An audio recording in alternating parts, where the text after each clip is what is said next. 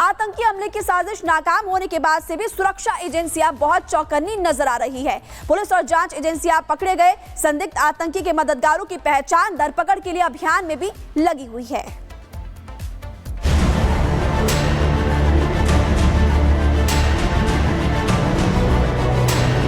राम मंदिर पर हमले की साजिश का भंडाफोड़ होने के बाद अयोध्या में सुरक्षा बेहद कड़ी कर दी गई है। राम मंदिर के आसपास हनुमानगढ़ी समेत प्रमुख मंदिरों के आसपास निगरानी की जा रही है। अयोध्या जिले के रहने वाले और फरीदाबाद से पकड़े गए संदिग्ध आतंकी अब्दुल रहमान के पकड़े जाने के बाद सुरक्षा एजेंसी अतिरिक्त सतर्कता बरत रही है। राम मंदिर की सुरक्षा पहले से ही सख्त थी, लेकिन अब्दुल रहमान से मिले इनपुट के बाद अतिरिक्त सुरक्षा बढ़ती जा रही है। राम नगरी की सुरक्षा को रेड जोन और येलो जोन में बांट कर रखा गया। अयोध्या में प्रवेश करने वाले सभी प्रवेश द्वारों पर सघन चेकिंग अभियान तैयार की जा रही है। जल्द ही नई नई चौकियों पर नई तैनाती होगी, जो दंगाइयों को ये सख्त संदेश देगी कि ये योगी का उत्तर प्रदेश है और योगी की पुलिस को दंगाइयों से निपटना बखूबी आता है। Bureau report, Republic Bharat.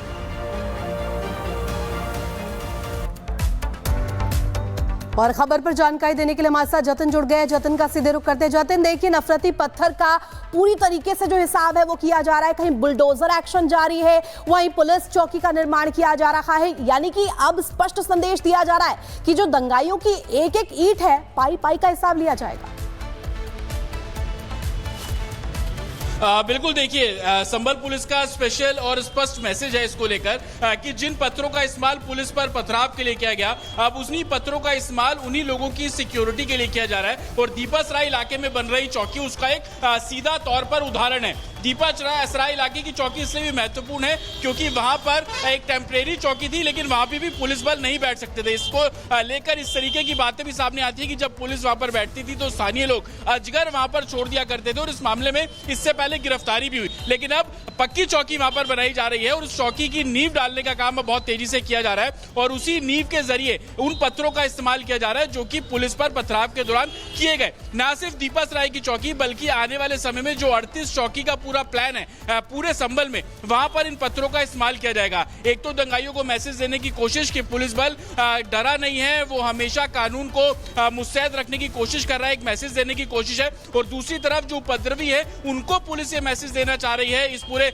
घटनाक्रम के जरिए कि पुलिस कानून व्यवस्था को बरकरारने के लिए जो संभव प्रयास होगा वो साफ तौर पर करेगी। एसपी संभल का साफ तौर पर कहना है कि आने वाले दिनों में हर उस चीज का इस्तेमाल किया जाएगा जो कि जरूरत के हिसाब से होगा और यही वजह है कि चाहे वो दीपासराय इलाके की चौकी हो, हिंदू खेड़ापुर इलाके की चौकी हो, हर जगह उन पत्थरों का जो इस्तेमाल है वो साफ तौर पर एडमिनिस्ट्रेशन कर रहा है। इस वक्त मैं चौधरी सराय पुलिस पोस्ट के बाहर मौजूद हूं। तमाम जो सीनियर ऑफिसर्स हैं वो इस समय यहाँ पर हैं क्योंकि होली का त्योहार नजदीक है और तमाम जो अमन कमेटी की बैठक है आने वाले दिनों में कितना चैलेंजिंग संभल जो है वो होने वाला है, उसको देखते हुए तमाम जो रोड मैप है वो तैयार किए जा रहे हैं क्योंकि होली यहाँ पर मनाई जाती है और जिस तरीके से दोनों समुदाय के बीच में पिछले कुछ समय से घटनाक्रम रहे, शांति की राह पर चलाने की कोशिश एडमिनिस्ट्रेशन की संभल को लेकर है, उसको देखते हुए तमाम जो कमेटियां हैं उनकी बैठक यहाँ पर साफ तौर पर चल रही है। कल एडीजी खुद यहाँ पर पहुंचे थे, उन्होंने भी तमाम जो सीनियर ऑफिसर्स हैं उनके साथ बैठक की थी।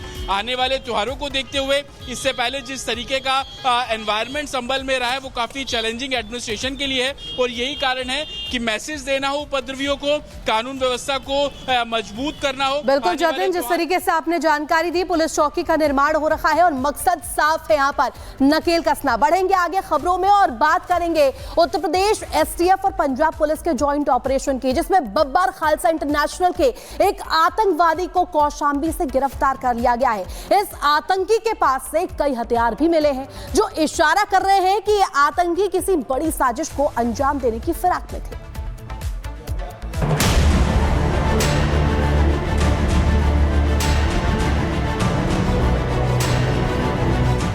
तस्वीर में दिख रहा यह शख्स है लाजर मसीह, जो कि आतंकवादी संगठन बब्बर खालसा इंटरनेशनल का आतंकी है और यूपी एसटीएफ और पंजाब पुलिस ने जॉइंट ऑपरेशन में इस आतंकी को गिरफ्तार करने में बड़ी सफलता हासिल की है।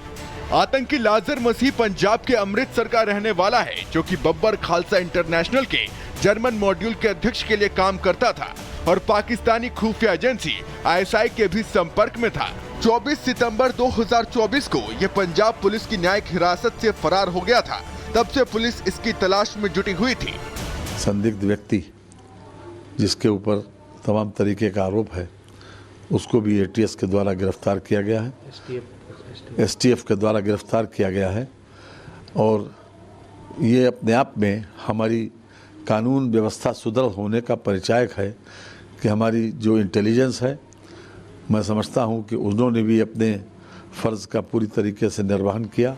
यूपी STF और पंजाब पुलिस की टीम रात में कौशाम्बी पहुंची, जहां करीब 3:30 बजे ज्वाइंट ऑपरेशन चलाकर इस आतंकी को गिरफ्तार किया गया, जिसके पास से अवैध हथियार और विस्फोटक मिले हैं। 3 हैंड ग्रेनेड, 2 सक्रिय डेटोनेटर, 1 विदेशी पिस्टल और विस्फोटक पाउडर बरामद किया गया है।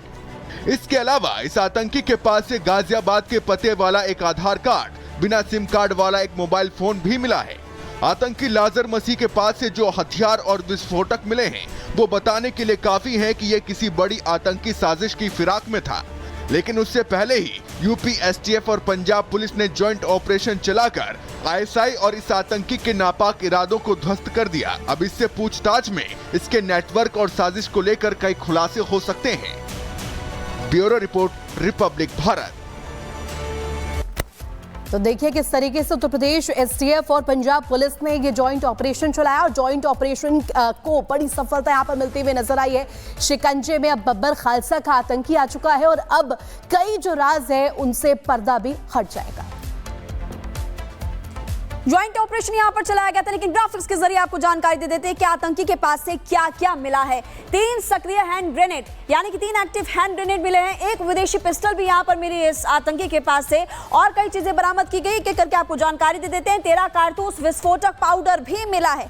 आप देखिए फर्जी ID कार्ड भी यहाँ पर मिला है। ये आधार कार्ड कैसे बनाया उसने और कौन कौन इसमें शामिल है, कई सवाल यहाँ पर खड़े होते हैं। लेकिन इस वक्त आपको बता रहे हैं कि मोबाइल फोन भी मिला है और आपको ये भी बता दें कि फर्जी आधार कार्ड डॉक्यूमेंट्स लगते हैं, फर्जी डॉक्यूमेंट्स उसने कहां से बनाए होंगे।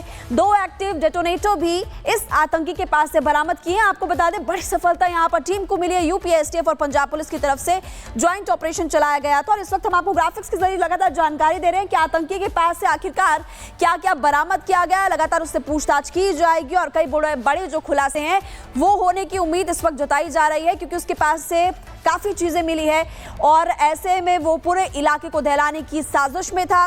कई सवाल यहाँ पर और भी खड़े हो रहे हैं कि ये अकेले व्यक्ति का काम नहीं है, इसके पीछे और भी लोग हो सकते हैं। और चलिए खबरों में आगे बढ़ते हैं, अगली खबर आपको बताएंगे। और अगली खबर दरअसल अयोध्या से। राम की नगरी अयोध्या में बेहद सख्त सुरक्षा व्यवस्था की गई है। आतंकी हमले की साजिश नाकाम होने के बाद से भी सुरक्षा एजेंसियां बहुत चौकन्नी नजर आ रही है। पुलिस और जांच एजेंसियां पकड़े गए संदिग्ध आतंकी के मददगारों की पहचान, धरपकड़ के लिए अभियान में भी लगी हुई है।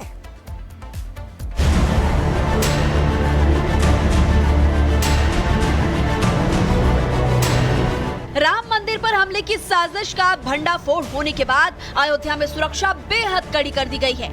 राम मंदिर के आसपास, हनुमानगढ़ी समेत प्रमुख मंदिरों के आसपास निगरानी की जा रही है। अयोध्या जिले के रहने वाले और फरीदाबाद से पकड़े गए संदिग्ध आतंकी अब्दुल रहमान के पकड़े जाने के बाद सुरक्षा एजेंसी अतिरिक्त सतर्कता बरत रही है।